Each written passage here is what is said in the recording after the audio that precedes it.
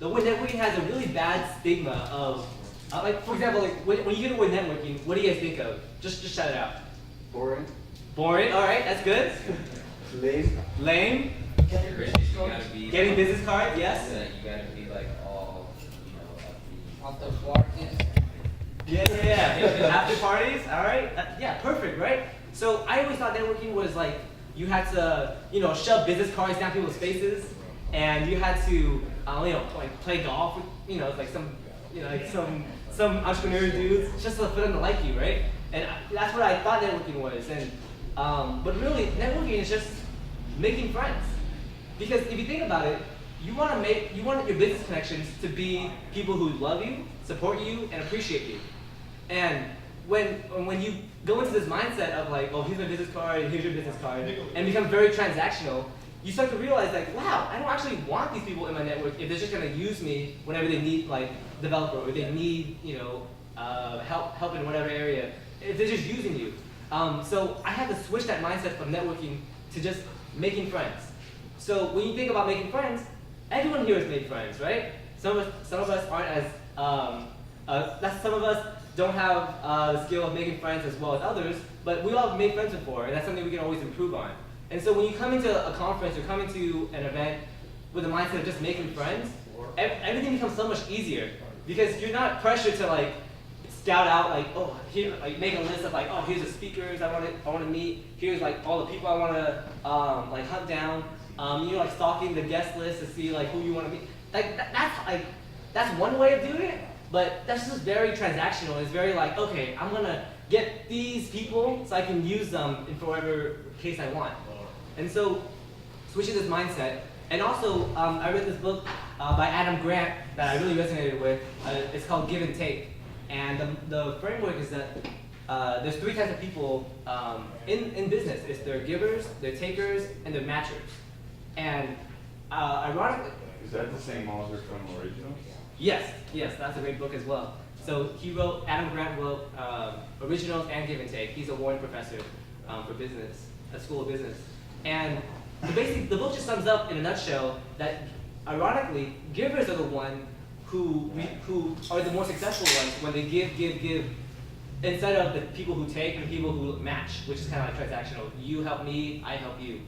And that's kind of fascinating. And that's just, being a giver is not just relevant in business, but in politics, in entertainment, in whatever industry you go into. And so I was like, wow, now we're switching this mindset from a self-interest model, which is, what can you do for me? What can you do for me? What can you do for me? To now, what can I help you with? How can I make you say thank you to me? How can I like help you and make your day or make your business stronger or better?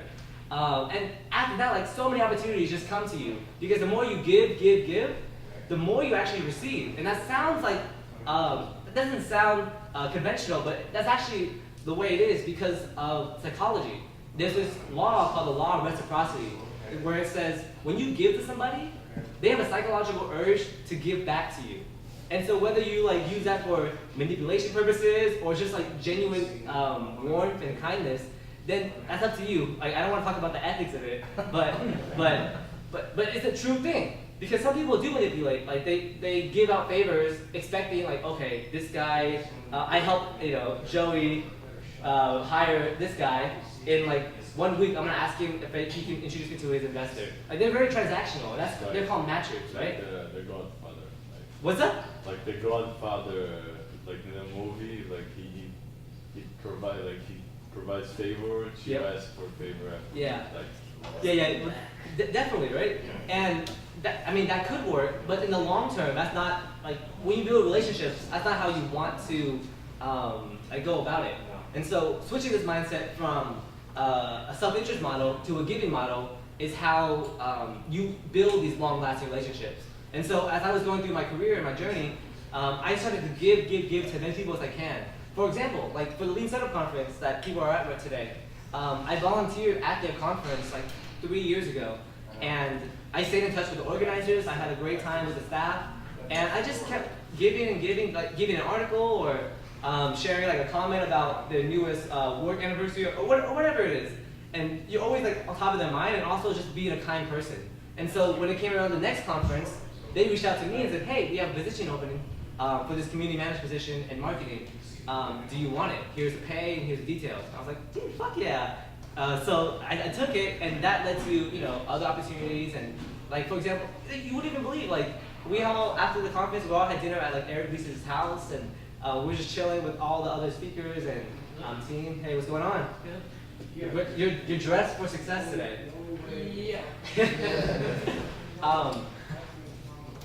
So that's kind of the framework of just giving, and we can go deeper into how to network with investors, how to network with mentors.